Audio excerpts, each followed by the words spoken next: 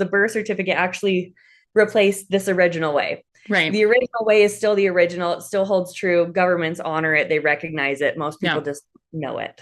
So Yeah. yeah, it kind of goes back to like, what did we do before we all kind of became commercialized? Yes. Oh, I love that. What before we became commercialized. So true. Because I'm thinking when you said 1930s is when birth certificate became more widespread. That's around the same time that birth went into the hospitals and all of that. So, like the correlations there are not an accident. The Yeah. correlations are just like too uncanny when you realize again 1933 was the exact same year we went off the gold standard as the United States and moved into full faith and credit. To me it all makes Wow. sense because it Yeah. was the birth certificate that actually started backing the national debt at that same year. So it's yeah, definitely not a coincidence. It all aligns and all kind of goes into banking and, commerce, all of it. This is the Earthbound Parenting Podcast, where we discuss all things pregnancy, birth, postpartum, parenting, partnership, and how to take radical responsibility in each one. Being earthbound is a wild adventure, so allow me to be your guide.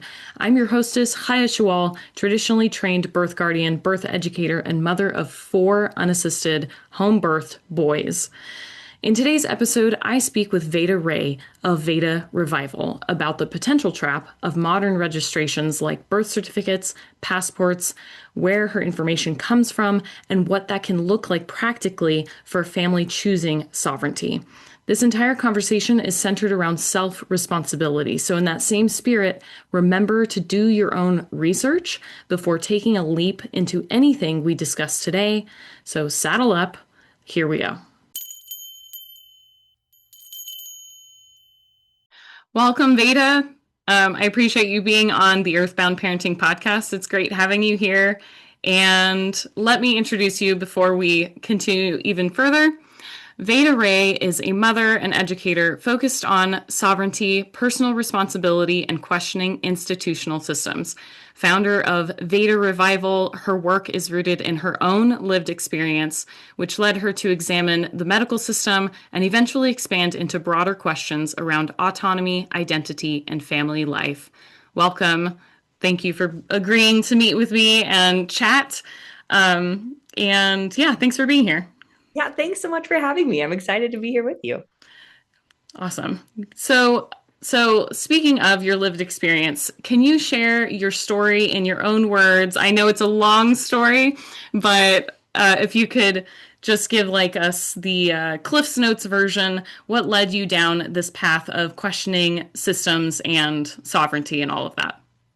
Oh yeah, that's definitely a loaded question, and I'll do my very best to like let's do yeah, the cliff notes. I would say the very first thing that made me start questioning was my own kind of medical health crisis, I want to say, because I spent my whole life just trusting the system, trusting the doctors, outsourcing my authority, and I would say basically every way of my life. And so when I was outsourcing to doctors, expecting them to figure out what was going on, and when no one really could help me, it was really just here's a prescription for this. And then when that didn't help or work, finding a new doctor and just, getting passed around to different doctors and just different prescriptions, I would say. Eventually, I would say that system I felt failed me. And I kind of got to a point where I was like, you know what? None of these people are going to save me.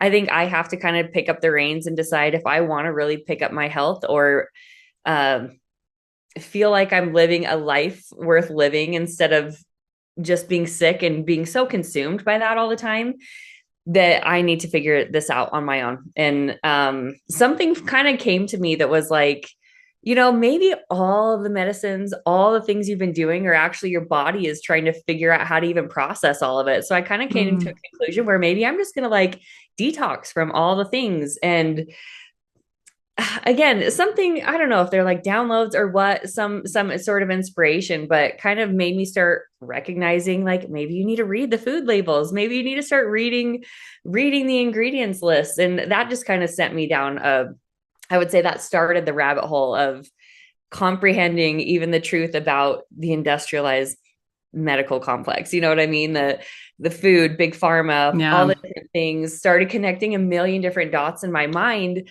And then just kind of continued leading me down the path of like, oh my gosh, maybe our bodies are actually so intelligent that it's our emotions, our thoughts, our beliefs that are actually creating our reality. And Mm. that was really really big and profound to me. And I actually ended up getting so I got surprise pregnant, which was surprising because my doctors had told me all throughout this way that I could not have kids because of all the things that was going on. I mean, long story short, they told me I had a brain tumor and I couldn't have kids, or if I wanted to, that I would have to have major help through all the systems or whatever. So Wow, when I how got pregnant scary. on my own, it was a big surprise. I mean, on that topic though, it was kind of like made sense though, because I didn't want kids. I saw this world of like burning, I don't know, a world on fire is kind of how I thought. So it was kind of interesting that my belief in I didn't want to have kids. So I kind of created a reality where I couldn't have kids, kind of in Mm. that reality. But then when I shifted my beliefs, I was able to get pregnant, which again, that's like a short version of it. But really, I would say the biggest turning point was my pregnancy with my baby, because that really was like the unraveling for me. I think a lot of mothers probably can relate to that in a way where it's just like babies will change you in Yeah. every way, shape, or possible. But I feel like something really ancient kind of awoke in me in that moment, because I don't know. For me, I spent my life disappointing myself in a lot of different ways, but suddenly this baby came and I couldn't deny my internal feelings even an ounce anymore, because this baby was Wow. relying on me. So I started in the hospital with this baby, and it was very clear to me that this was not the way. So I really kind of created this ritual of asking my baby to guide me to what was. So Mm. they kind of really unveiled to me the truth about the business of birth and all of that, which is a whole unpacking in itself. So I ended up having this like beautiful out of system birth with my first baby. It was so beautiful. It was so awesome. Like everything I could have imagined was great. Then it came to the birth certificate. And that was one thing that I was like, oh my gosh, I haven't unpacked this yet. So my first got a birth certificate, but I felt icky about it. I couldn't put to words why. But then when I got pregnant with my next baby, they kept coming clear to me. I need to be born without a birth certificate. So that was like another part of the world, I guess, that I got to unpack and unravel and start questioning why and what that meant, what I was contracting my baby to, and raising him outside the system that way too, in kind of all different ways. So I want to say there was just kind of a few different pivotal moments in my life that made me really question different aspects of the world that then started all kind of coming together and connecting dots. I don't know. That's kind of the short version. Yeah. No, that's good. And I think it does help to have like especially for anybody listening, just to have that context of like how you came into this. You didn't just sort of like wake up one day and I'm gonna go be out of the system and blah blah blah. It was you walked through, into where you're at now, and it makes sense. The gradual progression and everything. It makes sense. So Yeah. can you expound a little bit more on what sort of prompted you, like you were saying I think it was your second baby where you felt like no birth certificate and that sort of thing. So what was your obviously you walked out as a yes, like went forward with okay, we're not going to do that. Mm. But what were some of the things that you did as those thoughts were coming down or baby was communicating those thoughts to you? What came to mind? Like what was because I think a lot of people would sort of if they had those thoughts, they'd be like, that's weird. No, or that's weird. I guess I need to look into this or whatever. So what like I how love did that that play question. out for you? So it played out exactly that way. I feel like my life in a way had prepared me in a sense to start unpacking things, especially like 2020. I think 2020 gave a lot of people kind of 2020 vision on maybe I need to start questioning more things. And really, I want to say I got to a point in my life just because I felt like everything was kind of like unraveling, truth was being revealed, and things I had been taught or told turned out not to be true. So Mm-hmm. I kind of just got to a point in my life where I was like, you know what? Instead of automatically just assuming that's crazy, because that's something I've done my whole life, maybe instead just say, okay, maybe, and put it on the shelf, and instead of writing it off, kind of thing, and kind of start living my life in a way with a hypothesis that either proves it right or proves it wrong, and just let it be kind of that. So that's kind of what I did just kind of throughout my life. As I want to say, I always say I kind of started Marie Kondoing my mind. Yeah. If you know Marie Kondo, it kind of like it made perfect Does sense. this I was spark like, joy? Yeah. yes, does this spark joy? But my real question was like, why do I believe this? Is it based on something I've just been told? Or is it rooted in truth? And I got to really kind of just unpack every little belief that kind of started coming my way. So honestly, the first thing with the birth certificate was like, okay, that's weird. So that was my first, natural response. And then naturally a bunch of fears started coming up, which um I think every time I had to question my belief, fears do come up because you kind of hold on to this belief. I think mostly based on fear, just mostly based on just something you've been told that actually isn't rooted in truth until when you unpack it and actually kind of dissect all of that. So I did think it was weird. I thought it was weird, but it started making sense to me too, why I felt so weird the first time I needed to sign the birth certificate for my first baby. So I guess that kind of prompted or sparked more interest in, okay, maybe there was something to that feeling to begin with. Hmm. So that's kind of when I started kind of going down the rabbit hole. But first, I would say it was all the fears came up. Like, okay, so if you want me to raise you this way, how are you going to get a job? How are you going to go to school? How are you going to get a passport, driver's license, all those different things that to my awareness, you needed a birth certificate to obtain, or a social security number. So all of those questions started coming up. And that's kind of why I love the rituals I guess I've created with my babies of saying, okay, well, I don't know the answers, so guide me.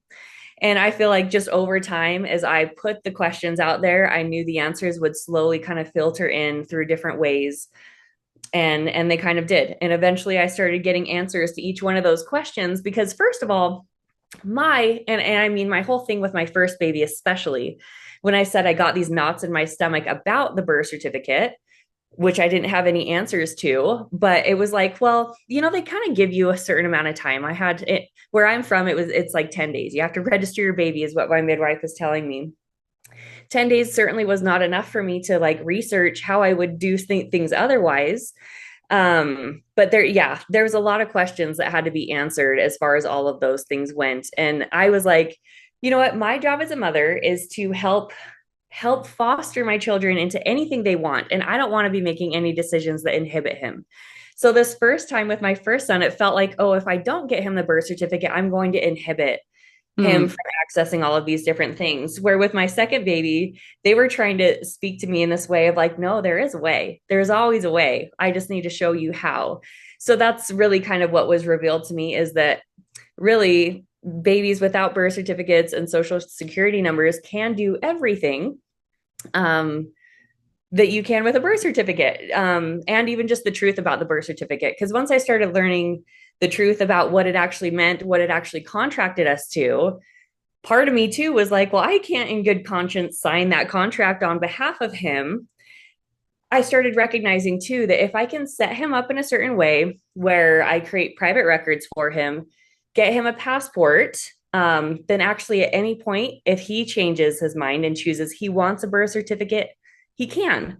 So that was kind of, I guess, expanded my mind in a way, realizing he actually does have all of these opportunities, even the opportunity to opt into the birth certificate if he wanted to. And when we get the birth certificate, we're actually taking that choice from our children. Hmm. So that was kind of like a war, I guess, my expansion of the lens of what that actually meant. But yeah, to short answer your question, all the fears boiled up, and I got to have conversations with every single one of these fears come to me, and then find answers that were rooted in truth rather than just what I'd been told my whole life.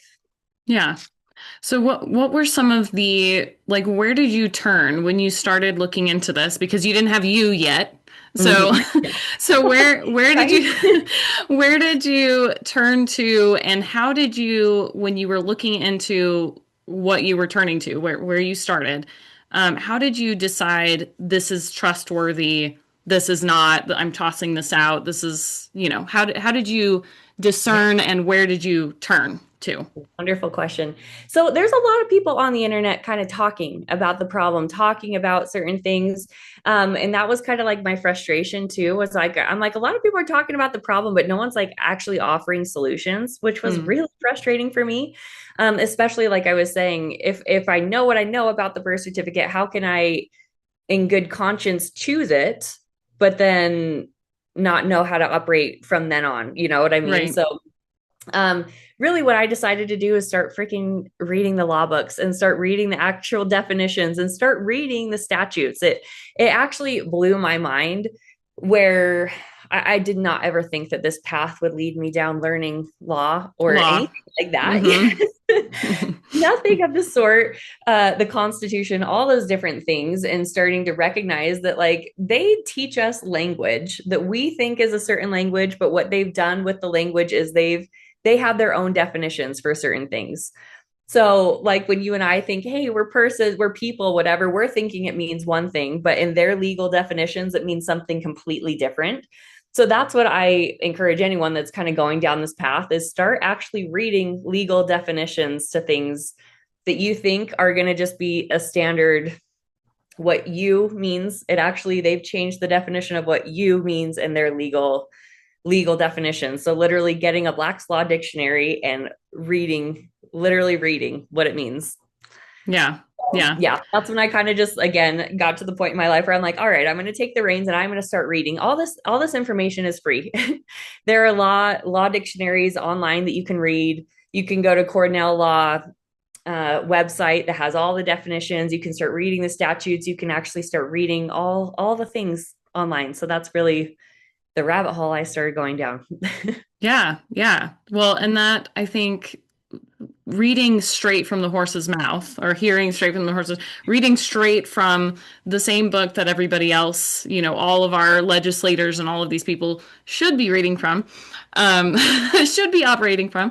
I think it brings me because I definitely dive into this topic. I mean, one of the reasons I wanted to speak with you is because this is an area of great import for my work and what I do and how I operate. I have a PMA ministry and all of that stuff. And it is not like, oh, I want to start a business and I'll just do the LLC thing. And I guess that means I have to figure out taxes at some point in the year. And that's it. It's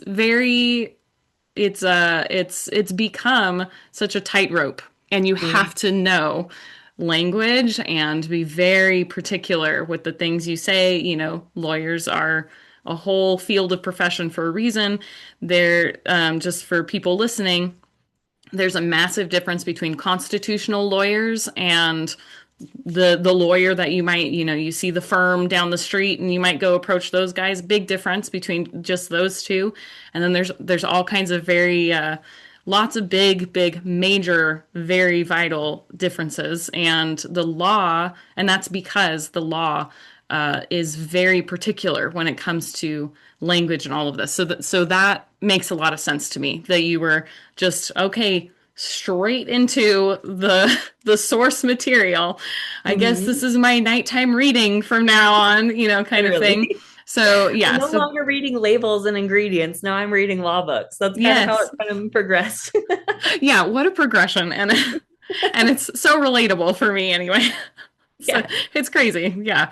So you speak about birth certificates being a contract.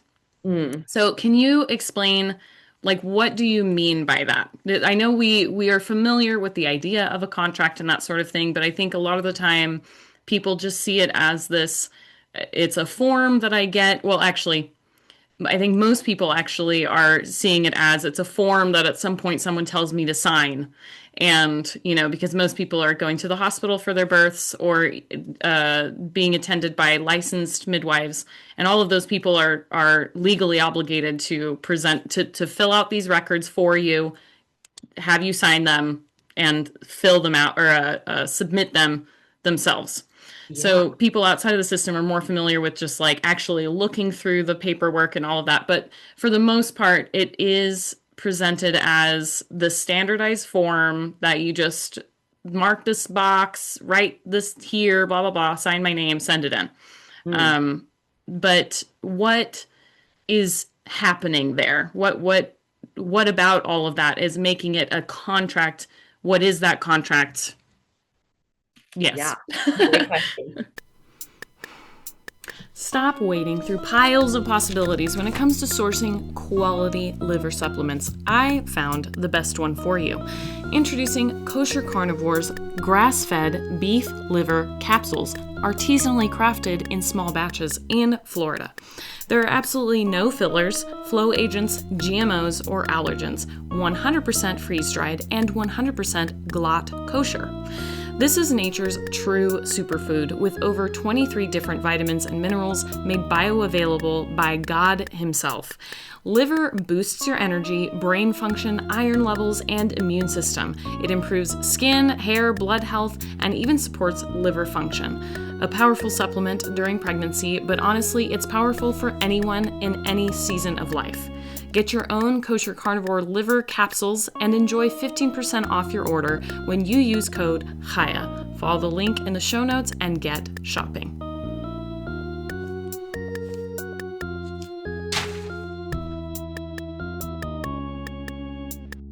So really it comes down to, again, language, the difference between registration and recording.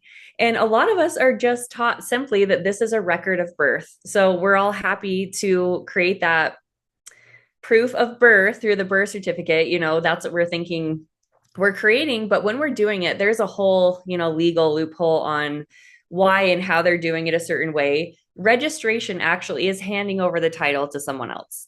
So we are registering our babies, just like we register our cars, we register our marriages, all those different things. We actually are handing over the title to someone else, essentially saying, hey, I'm not competent to handle this. I'm going to hand this to you. You're in charge. And at that point, we become parents, the pair that rents that child.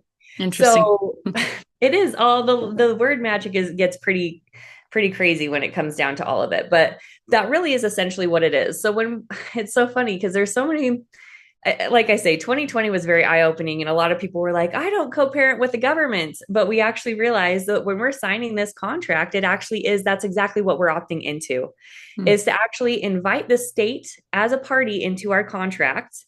And now the state sees themselves as the property owner of our child, when in reality they're the owner of the business that was created that actually shares the name of your child. It is different, and you kind of have to know the difference, but most people don't because they share a name. We all think it's the same thing. But every contract actually opts us into specific obligations, right? Like, not a lot of people think like, what opted, for example, right now, this draft that they're talking about, 18 to 25-year-old boys, what opted them in to that obligation? I know the social security number for sure. Yeah, this birth certificate essentially created an entity that is owned by the corporation, and when that entity is owned in their jurisdiction, they are the owners of it. They're the property owners. So yeah, kind of understanding who we are and who we aren't. Right, a social security number needed to create a separate you that they own under their jurisdiction, because they know that they can't own living men and women. Right. Right, because men and women are we the people that are Right. upheld by the original written constitution. But Right. they had to turn us into persons. They do own persons. Persons have obligations. So they essentially kind of just tricked us all into thinking we are this entity with those obligations, because that entity does have obligations, and we're essentially the agents of those entities and just didn't realize it. It's kind of a lot of untangling to do. But I've heard people use the word avatar, and I think at least in gamer minds, that kind of for anybody that if entity is difficult for somebody to sort of wrap their head around, avatar might help create that, because it's like, I'm the person, I'm the player or whatever, I'm the body, flesh and blood here, and this is my little avatar, this is my little creature character over here. Yes. So And when I say entity AI, I guess I realized I didn't realize how that could be construed too. When I think like entity, I'm thinking like a business.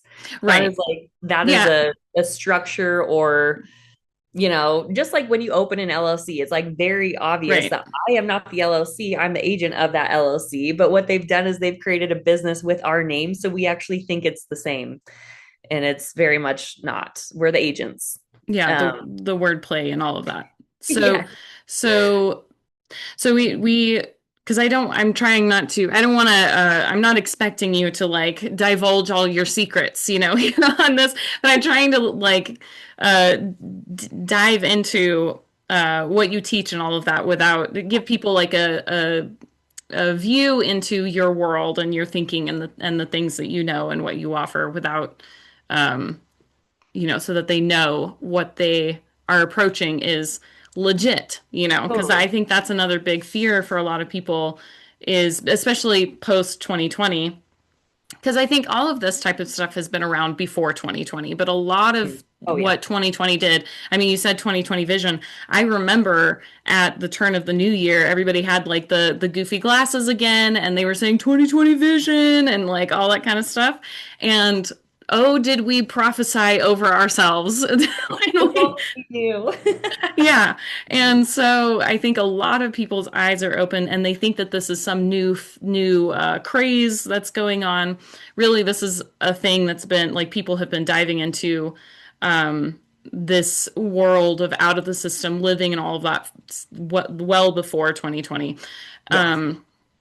But understandably, there's a lot of skepticism because it sounds a little bit like snake oil, sounds a little bit like too good to be true. And the truth is, it's not as simple as it sounds. But at the same time, but there is a way, which is what I think is the point of you created one of those routes. It's not the only route, but it's a good route. It sounds like Yeah. so. So the contract and people understanding the difference between registering and record keeping and that sort of thing, is that something that they would be able to find like in what you were talking about before, Black's Law, the what did you mention before, you Cornell, I think Yeah. you said. Yeah. Well, Um, yep. so they'd be able to find all of that there if they wanted to verify. It would just take a long, it's a deep dive. It's a long Yeah. time. It's a lot Which of is well worth the deep dive. I will say it's well worth it so you can like embody, you can stand into what you're saying, you know what to reference rather than saying some random person on the internet told me this. But yeah, I mean, to me, a lot of the questions started flowing through, and that's when you start doing a little more research, start digging into it. I actually started really digging into the birth certificate and started because it does sound crazy. It sounds conspiracy for sure, especially when you're like all the yeah. Anyway, without if you're going into all totally that new to stuff. it, I think it does sound like total craziness, Yes. but I think a lot of people that are probably going to be listening to this or who are approaching my work, your work, they probably have some kind of, they're already sort of like definitely questioning the system. So that they're probably going Yeah. to be from that place already of like, it Love that. sounds crazy, but I do crazy. So Yeah. let's But learn maybe, which more, I love that. learn I love more. that place Yeah. where it's like if you can put maybe and then just continue, like I said, living your life, start noticing awareness of things you're reading, it starts, the dots start connecting. Right. But for me, I started really deep diving the birth certificate and started realizing because a lot of the argument is like, well, you need proof of birth. How are we going to know where you're from, where you were born, how to pass down those records if you don't have a birth certificate? Birth certificates actually weren't standard across the United States, all 50 states, until 1933. Yeah. It's very new. Not that far, you know what I mean? So I started like, I don't know, now that you get older and you can actually have a concept of time, I'm like, that is at less than 100 years. Like, that's actually pretty crazy. Yeah. So, what in the freaking world did we do before we had birth certificates? How did we survive? How did we get to this How did we survive? point? Yeah. Like, truly. And when you realize that, again, the birth certificate is really a pretty modern invention, and you start looking at what our ancestors did, that actually started kind of becoming the basis of my entire belief system is what did our pristine ancient ancestors live like? What did they do? How did they Yeah. operate? And they birthed their babies a certain way. They didn't birth their babies in institutions or hand their babies over like we do today. Yeah. And just kind of a quick snippet into when I say our pristine ancestors, I don't necessarily believe the history we've been taught that we're like these evolved species from whatever. I From believe we caveman or whatever. have ancestors that were so connected to nature, to source, to the rhythms, those Yep. pristine ancestors I kind of like connect to, and recognize that they pass down family records through their families, through generations, through doing things like the family Bible, religious records, just like keeping family records. And I started realizing that's actually the original way, and it still holds true today. So Right. it's kind of funny because I do share, with new people along this concept that I help people kind of create these records that replace the birth certificate. I don't really like to say that though, because the birth certificate actually replaced this original way. Right. The original way is still the original. It still holds true. Governments honor it. They recognize it. Most people Yeah. just know it. So Yeah. yeah, it kind of goes back to like, what did we do before we all kind of became commercialized? Yes. Oh, I love that. Before we became commercialized. So true. Because I'm thinking when you said 1930s is when birth certificate became more widespread. That's around the same time that birth went into the hospitals and all of that. So, like, the correlations there are not an accident. The Yeah. correlations are just like too uncanny when you realize again 1933 was the exact same year we went off the gold standard as the United States and moved into full faith and credit. To me it all makes Wow. sense because it Yeah. was the birth certificate that actually started backing the national debt at that same year. So it's, yeah, definitely not a coincidence. It all aligns and all kind of goes into banking and, commerce, all of it. Fascinating. I didn't know that. Or my husband probably would be like, "Really, lady?" Because he's a history, like the history of the entire world nerd, and I'm like, I'm a history nerd about specific things, and that's something I'm interested in, but I haven't dived into it yet. So yeah, that's fascinating, and it makes sense. It makes a lot of sense. So Yeah, I again, I wasn't ever a history buff too until you start learning this, and I'm like, oh my gosh, FDR in 1933, the whole Emergency Banking Act, all the gold, like all that stuff. I'm like, I don't remember learning that in school, but then you yes, start learning it now as an adult. It's like, oh my gosh, the dots all start connecting on how things go, and yeah. yeah. Anyway, it's fun. It's fascinating that how convenient it is that we don't know what we're specifically not taught. I feel like the things that we dance around in what we're taught and standardized, because I went to public school and I'm like, I'm pretty sure we talked about this thing and this thing. But then when I really think about it, I realize if I know something that's actual, legitimate, relevant history, it's usually because I went off on my own little research hunt. Right? And what Yeah. I was taught in school was like that China's favorite color is red and like stuff like that. And it's like, okay. Um, That really served me through my life, didn't it? No. yeah. But yeah, so it's again another one of those things that I definitely agree with you in that these things that are so valuable, so important to actual daily life, how it ties in with the history of what was going on at the time, and all of that. When you start diving into this stuff, you can't avoid looking into the history and finding the correlations there and oh, what a coincidence. This person was in power at that time, and this is a thing that was going on in the world stage, and all of that kind of stuff. It's unavoidable and it's entirely relevant. And again, it's probably not an accident that none of us are taught any of these things anymore in school. Totally. So so one But of life starts making sense too at the same time because like for me once I started seeing, because I feel like there's so much into politics or whatever that just don't really make sense.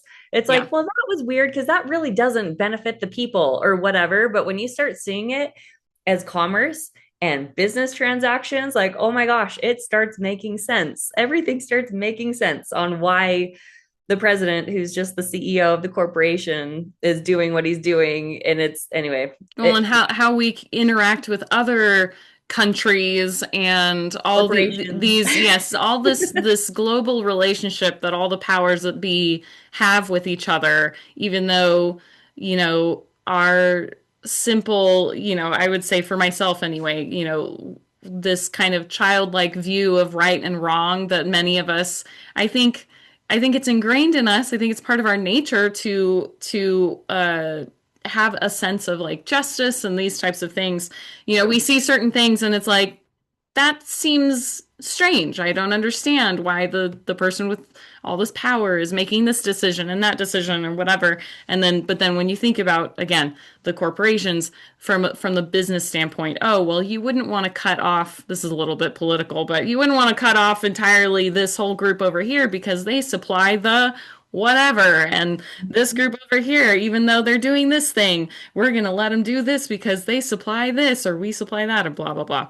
Yeah, Anyway, you see it's these business like it's business. It very much is, and yeah, makes so much more sense. Because and yeah, then it kind of like I mean, when you discover all this information too, there is a whole mourning process that goes into it all too. right, All the fear, the anger, the all the things, and I think they like to keep us stuck too in that political thinking it's your neighbor, right. who's wrong, just vote the other person. And if as long as we can kind of keep that cycle, that loop going, we'll never really realize that we're all being collateralized. And that's Yeah, that's the whole joke.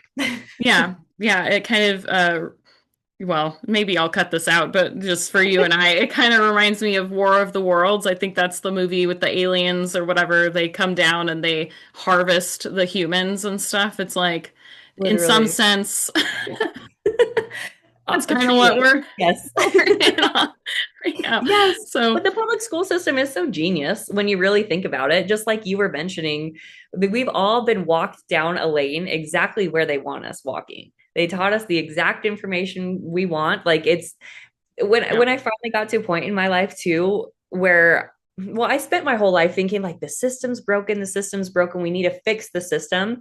But when you recognize the system is not broken, it is right, working perfect.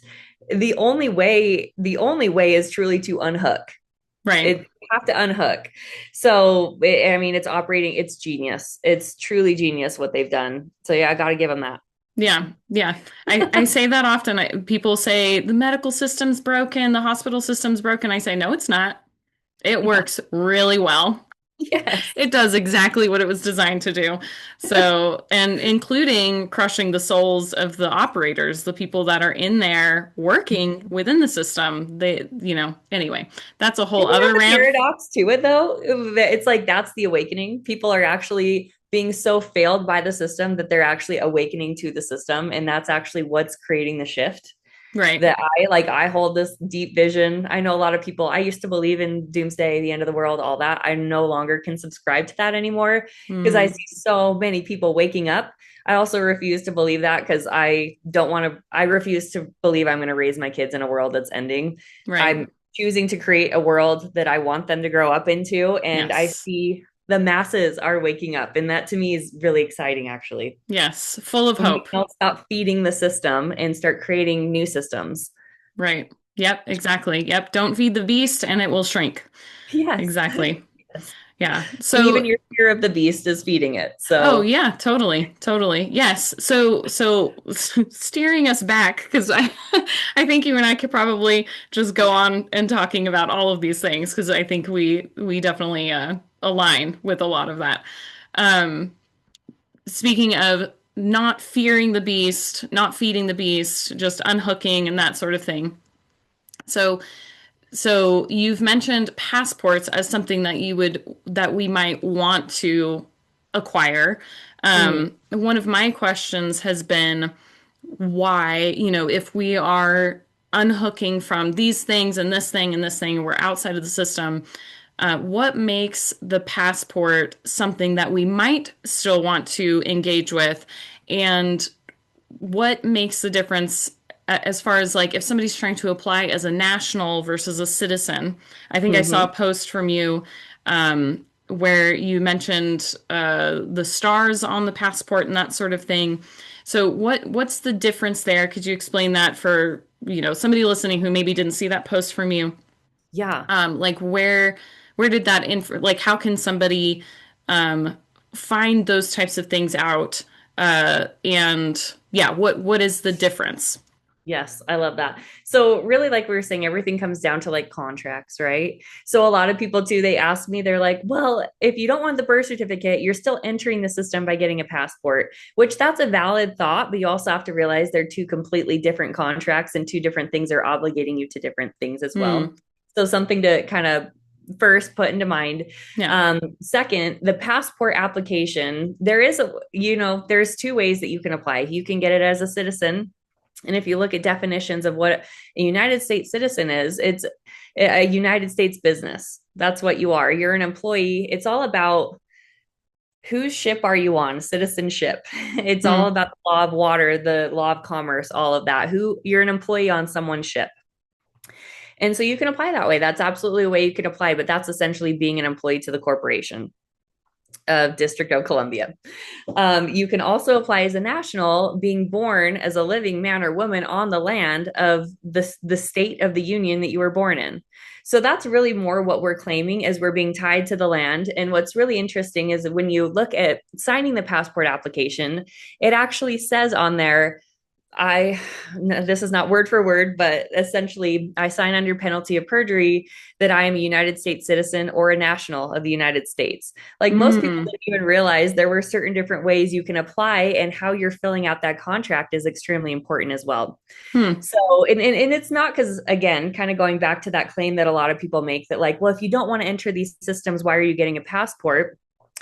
Well, it's not, this path is not about trying to like be a ghost to the system. We're not trying to be tracked. That's not what it is. It's about what you're being obligated to do within these Hmm. contracts. Everything comes down to like contractual obligation. So it's not that we're afraid of being known. We don't, it's not that we don't want our kids to be known. But it's also about kind of playing the game as well, because we can live this life. You don't need a passport to live, but also, if you do want to operate in society, which is commerce, you also need a form of identification. If you want to pass through ports, you need a passport. So there Hmm. are certain, to me, ways of playing the game of commerce, but not being completely in it. It's about knowing how to play the game and the pieces to operate in commerce in society as we know it. Yeah. So yeah, that's really more what it is for me. Yeah. And That. also we love traveling. That was like another big motivation for us is before my second baby was even born, my husband had booked us a trip to Mexico and he was like, he would be 3 months old. And so I was like, okay, well, I need to also figure out how to get this passport without the birth certificate then if we're going to travel. And, now my little ones have been to like over 40 different countries with these passports, national passports with no birth certificate, which, I had been told my whole life you couldn't get without a birth certificate. So that kind of Yeah. is fun and debunks this whole belief of everything we've been told that we need. But also, sorry, I'm kind of rambling. No, I love um, it. Go for it. but Ramble what was away. something really exciting to me, again, because there is this bridge of I hold this vision. Honestly, I would love for us to go back to our ancient ways of like bartering and trading and blah, blah, blah, hold that vision for the future. But right now, we do very much live in commerce. Right now, we are using Federal Reserve notes. Right now, we are using entities in commerce to work and creating this opportunity for my little ones to step into commerce, operate in commerce, and live within society was important too. And the passport is the key to if they choose they want to go to college, if they choose they want to get a job, if they choose they want to do all those things, that's their opportunity to do so as well.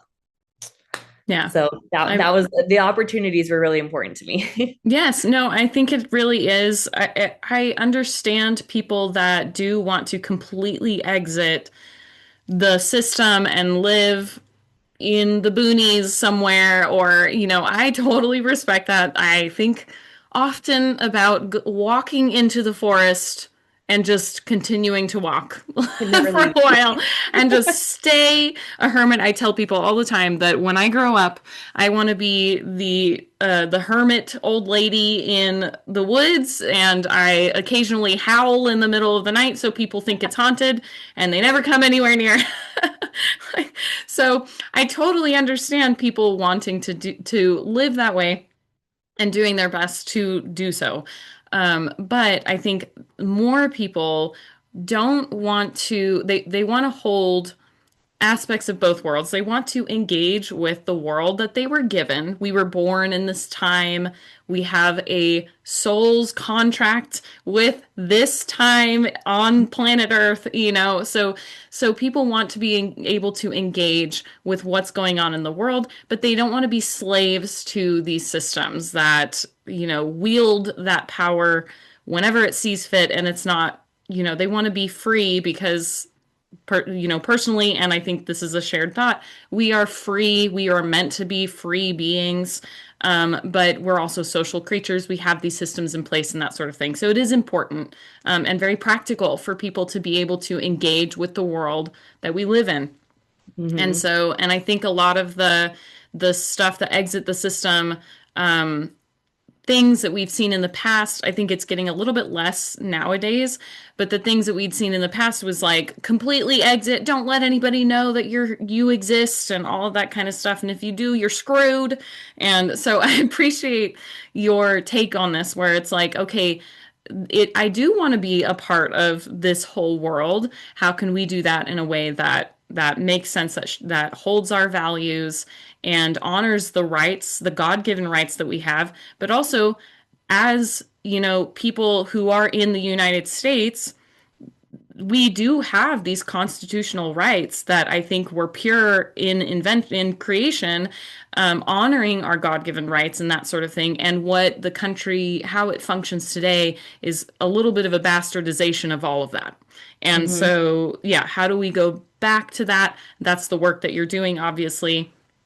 So, so touching on the passports a little bit more, what are some common misunderstandings that people have about passports and like identity status in general? So like, I think there's a lot of apprehension around the sovereign citizen stuff. There's a lot of like sovereign citizen stings on Yeah. YouTube and stuff like that. I'm traveling, I'm not driving, I'm not, I'm operating of this and all of that kind of stuff. What are some things what are some common misunderstandings, and what are some things that maybe you see from your perspective where people are not necessarily utilizing these rights in an appropriate way, or there's maybe like, yeah, like they are misunderstanding or other people are misunderstanding Mm-hmm. the sovereign citizen world and all of that. And I don't necessarily personally ascribe to the being, I'm not going to call myself a sovereign citizen necessarily.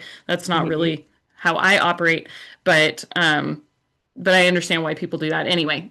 Yeah. Yes, I can Did my totally. questions make sense? Okay. Yes. Yes.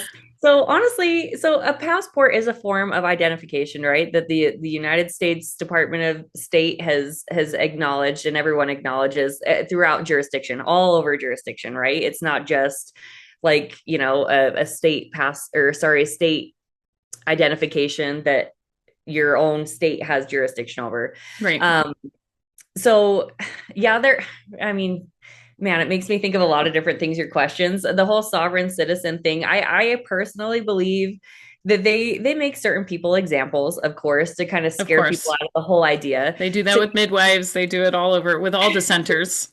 I Yeah. mean, compared to the just conspiracy theorists who came up with that term, anti-vaxxers, all these different things that make something sound so derogatory. Yeah. If you can make certain examples of people that look so crazy, it makes people just see it and think you're crazy because they haven't really looked into it. So if you really do get technical and you really do look down into the statutes and things, a driver's license is to drive in commerce. And we actually do, and there are Supreme Court cases that support traveling and not driving in commerce and driving privately and using a passport card to do so. Hmm. You actually can do that. So, I mean, when we really get technical, getting even more technical when it comes down to like true freedom, I want to say, because you could be that person that decides to argue with a cop at the side of the road. If I mean, here to me, it's really about knowing the whole game, seeing the whole game, because we've only been taught kind of that we're like these little monopoly pieces, and we have such a limited view of actually Yeah. what the game is. So when you can see it all, and you actually know that I am traveling and I can drive privately, but also am I going to use this moment? What's more free to me to argue with this cop on the side of the road? Because there are cops actually, and there's a lot of a lot of evidence out there and a lot of personal experience of people that have had positive experiences with a cop that actually does understand and can hear you. We only see the worst, yeah, We on the see the internet. worst. Yes. So knowing in that moment too, being sovereign enough to understand the energy of, can I explain to this cop that I know who I am? Or is it more free for me to pay a $50 ticket? That's true freedom to me when you actually get to decide, do I want to show up as a living man or woman right now to this cop and is he going to hear me? Or do I want to show up as the agent of this business right now and just, is that more free? So to Mm. me, it really is like opting into like what truly is freedom, because you can kind of find slavery in both routes if you go too far and you don't really see the full picture of it, you That's know? so well If said. Yep. you're going to sit in court fighting over this, that's not freedom either. Yeah. So anyway, that's kind of my take on truly learning the world of commerce and knowing when to step in what capacity and what benefits you the most and what gives you the most freedom truly. And knowing Yeah. that actually I chose instead of being forced one way or the other. Cause yeah, anyway. Yeah. I think one of the taking that a little bit to a somewhat more intense example, I think one of the things that I know I've heard from people is a concern, especially about the birth certificate thing and this trying to step into this truly free non-avatar version of ourselves, this person, actual person who has rights by the Constitution and all of that sort of thing. One of the things that people I've heard that people are concerned about is the whole conversation around CPS. Like I'm sure you've heard of that too. That's a really big one for very obvious reasons. What do you say to someone who has possibly even experienced, maybe they did avoid the system. Let's say they did a free birth, and for some reason they felt like they needed to go into like the medical system or something like that, and then all hell broke loose, and they had, God forbid, their baby taken from them, and they had to sort of fight that fight. What stat like did they not say the right magic words, or like what's kind of uh what would you say to that? What do you think that family could have done preemptively, possibly? What could they do in that time? Let's say they did all the things that you suggest preemptively, and then now they're faced with this situation.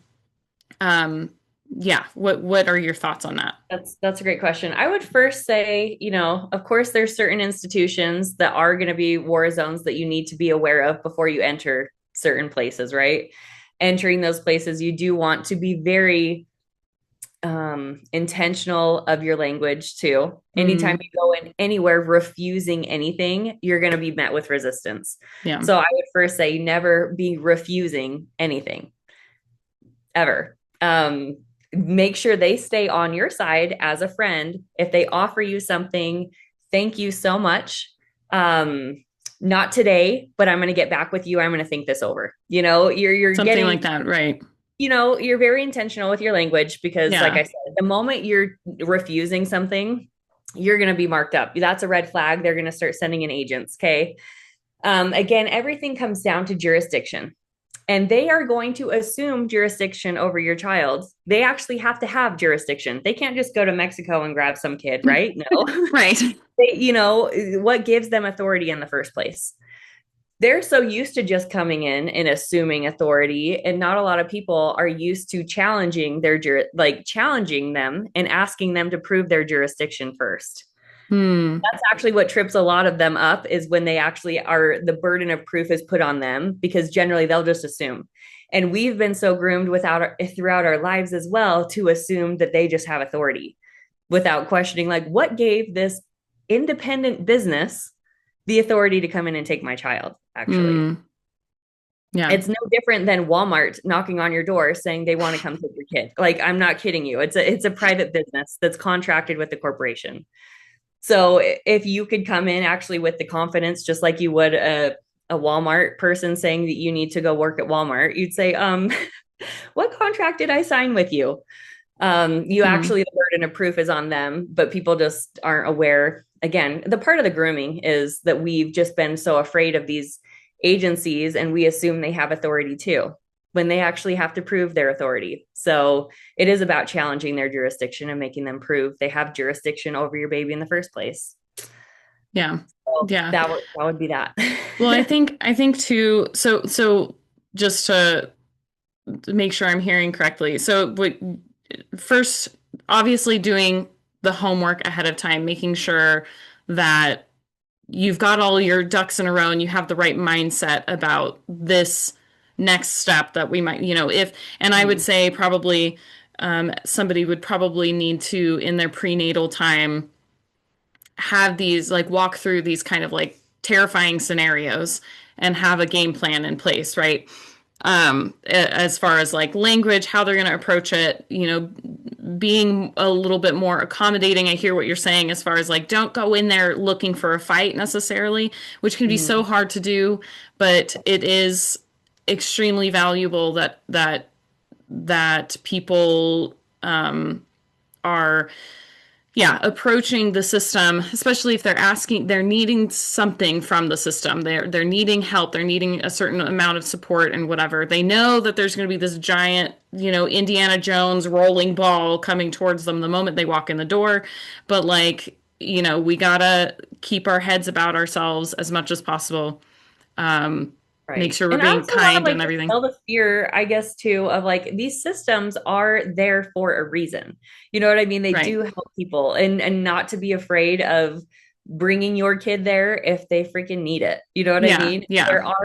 There are ways, again, I guess when you really see how the system works and operates, when the system hears certain things like red flags again, and the corporation doesn't like how you're treating their property, they're gonna alert their owners essentially on, hey, this property is not being treated the way that we want to. These doctors are also liable if they don't report certain Right. things. Right. So that's kind of how the game starts going. So when you go in knowing that these doctors are liable if you're refusing certain things or whatever, but when you do know that, just like you were saying, when you know the full scope of how things are working and that these doctors aren't necessarily trying to like claim you're a bad person, they're actually trying to protect their own license. Yeah. When you came in and said, I don't want all these different things, they're like, whoa, okay, well, now you've pushed me. My license says I have to do this next step now that you're doing that. So Yeah. just knowing who you are and being confident and knowing that you can enter these systems without fear and get the benefit of these systems. Just recently I had to have my little one, he had to have surgery, and you Mm. can go into these scenarios confident and without fear and get what you need out of these systems, without causing red flags too. So yeah, it really is kind of just like anything. If you don't know your rights, you don't have any. You kind of have to know, and you have to be confident, and you also have to embody this knowing who you are, because your energy is what's going to speak for you. A lot of people think they can fill out all this paperwork and but not embody it and think the paperwork's going to speak for them, and it never will. You have to Mm. know who you are, and Yeah. that's what's going to speak for you.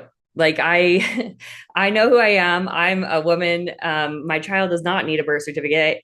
They don't need any of those things to receive these benefits. And just, yeah, staying friendly, because you know that these people also, I don't believe they're enemies to us. They just are doing their job. And so you kind of have to Right. lovingly see it that way. Yeah. Yeah. They're humans too.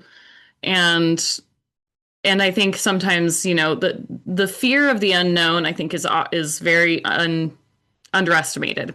Mhm. Because it's not just you're afraid potentially to enter the system because you don't know what's going to happen.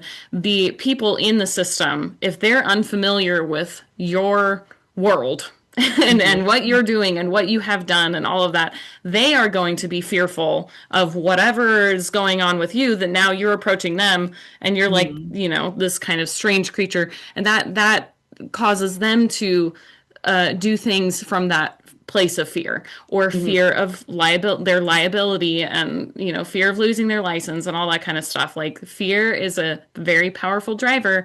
Yeah. And so, How the world works. right, understanding that they also are potentially operating from a place of fear, whatever that fear may be, um, and yeah, some more compassion going around to everyone that we're encountering. You mentioned challenging them in their jurisdiction. What would we, is that something you teach in your stuff, or is that, what could they say or do to do that in a, like, in a practical situation? Like, what would that look like? Well, yeah, this relates to not just CPS, but almost like any knock at the door, any person actually that knocks at your door of any sort of alphabet agency. It does come down to show me the contract and I'll honor it. Because you actually do have to contract with them, and they know that. That's why they knock at the door and they ask you to invite them in. Not every Mm-hmm. contract is a written contract either. A lot of these are verbal contracts. So the moment you even let them in your door, you've contracted, you've created a contract.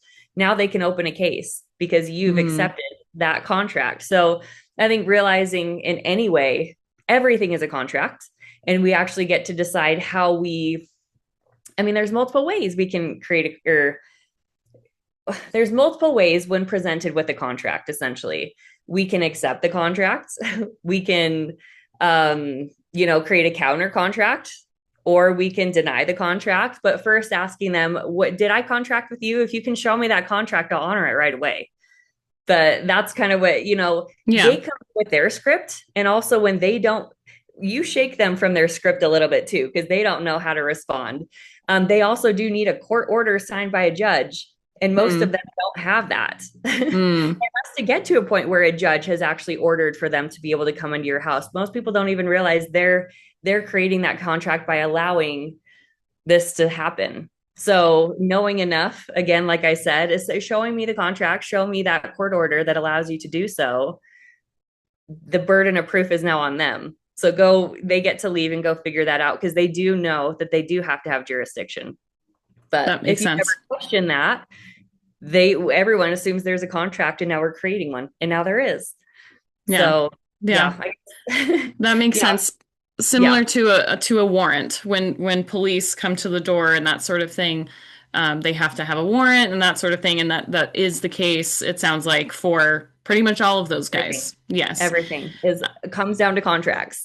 And I wonder, and I don't actually know. Maybe you could speak to this, but what came to mind too is that a sheriff is meant to be an officer that defends, us, sort of thing. So like if for some reason, using the cop scenario, if like city police or whatever are coming to, harass you in whatever kind of way, or they're coming because they think they have a situation here, someone could call the sheriff, because the sheriff is supposed, that role is a different role from like city police and that sort of thing. They are supposed to defend like citizens' rights. It's a different role, and I wonder if someone were to be facing like CPS in the hospital, so they're not at their house or something like that. I wonder if they could call a sheriff, That's a just as that's a a really great thought. I haven't thought of that, but I really actually love that you're bringing that up because I mean, it is true. There are two different things operating, right? There's the commercial aspect, which the cops are all right employees of, police. and yep, and the sheriff is part of the land of the republic, for the people. So Right.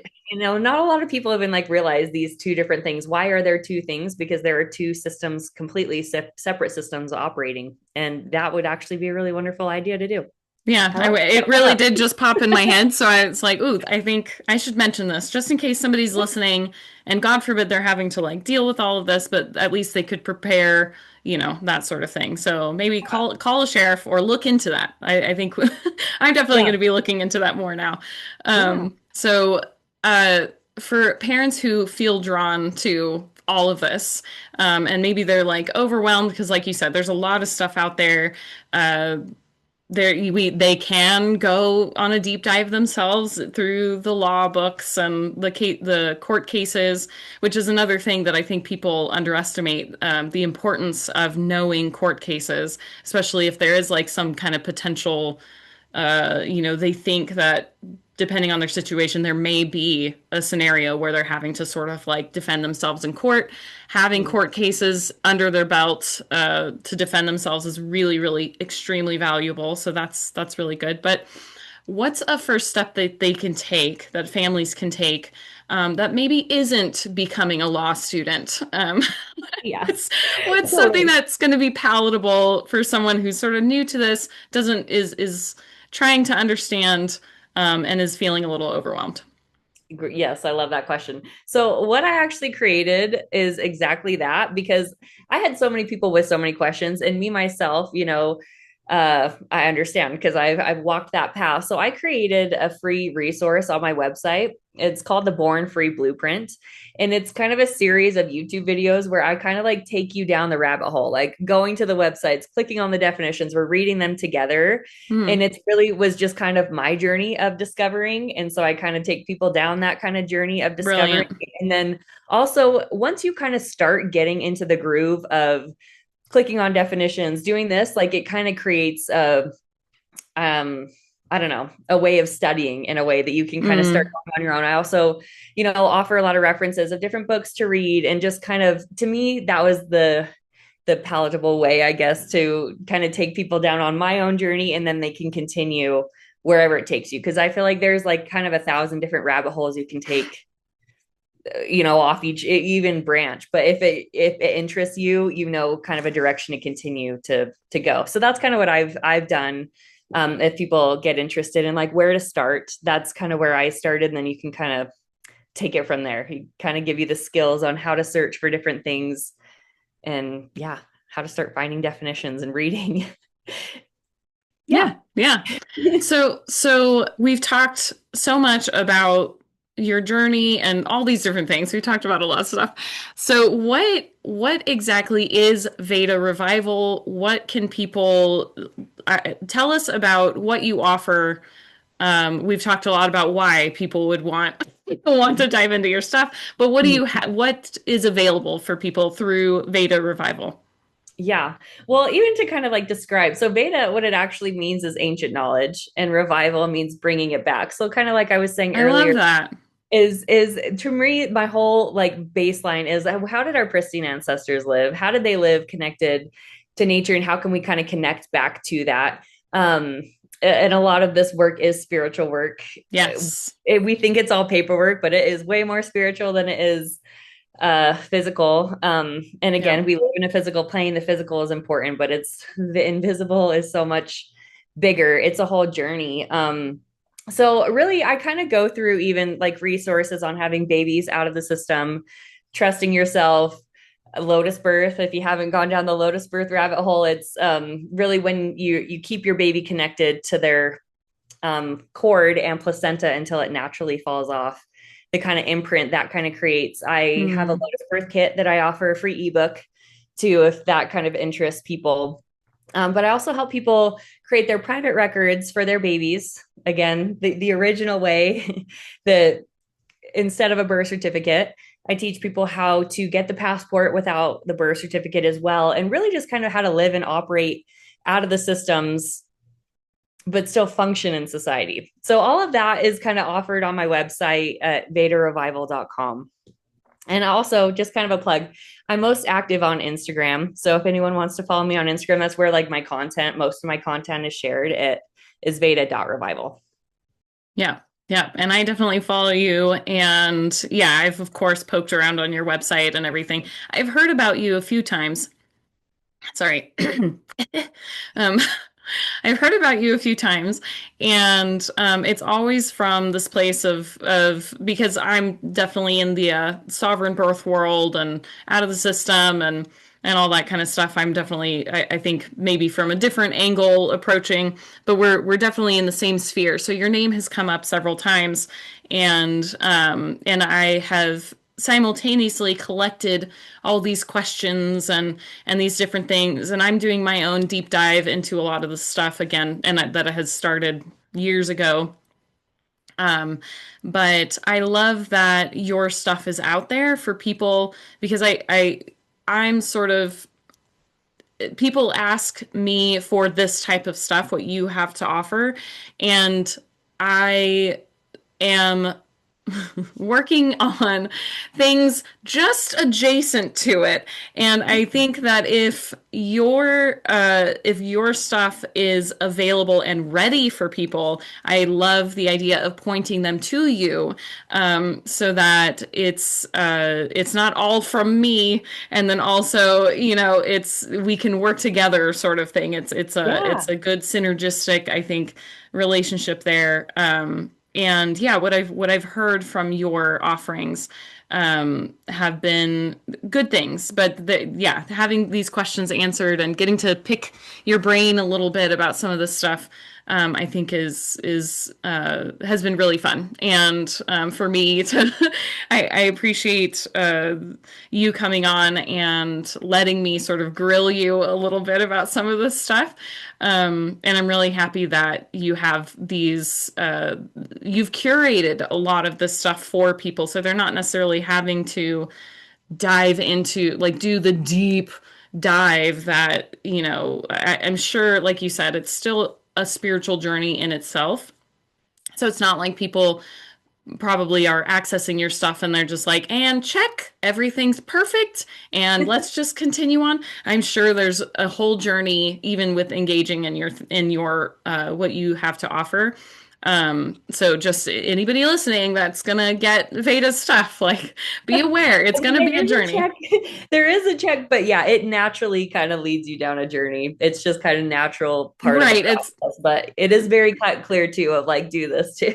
Yes. Oh yeah. Yeah. I mean, because it's all geared towards, it sounds like, the practical steps of Mhm. meeting those needs, and like you said, engaging with the world, but being out of the system and that sort of stuff. So yeah, I Yeah. meant naturally. I think it's going to be a bit of a whole mental thing. I think for all of us that have started down this road of out of the system thinking and all of that it's always a bit jarring, just how deep the game is, and all of the overlap with all of that stuff, like we've talked about. But yeah, so I am gonna wrap this up, and I appreciate you speaking with me for as long as we have. But yeah, and I mostly appreciate you having these resources for people. I love, what did you call it again? Your blueprint. What was it again? The Born Free Blueprints. The And it Born kind Free of goes Blueprint. down a whole bunch of stuff too. Like the top 20 questions people have like about this path too. Like how are they going to go to school? All the different things I like break down. Believe it's a lot. It's a lot in there. Lots of resources. So yeah, it's if you go to my webpage, you'll start here.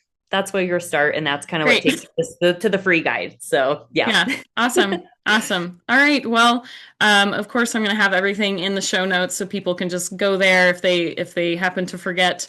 But at vedarevival.com, veda.revival on Instagram, and Veda, thank you for for chatting with me, for coming on, answering all my questions, and creating these really great resources for people.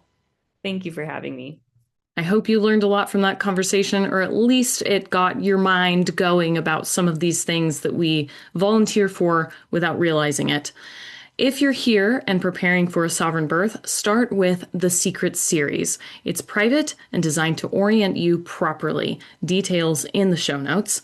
Otherwise, feel free to share your input in the comments below and try to keep things civilized. Remember, we can only do our best with the tools we have at the time.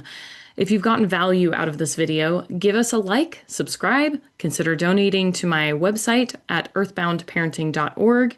And with that, bye-bye for now. Intended for educational and entertainment purposes only. Nothing in this video is medical or legal advice. By engaging with this content, you agree to take full responsibility for your own experiences and decisions as a result. Everything on this channel is property of Prudence Ministries, a private healing association, unless otherwise stated. Blessed is Adonai, divine sovereign, who brought us to this place and this time for this purpose.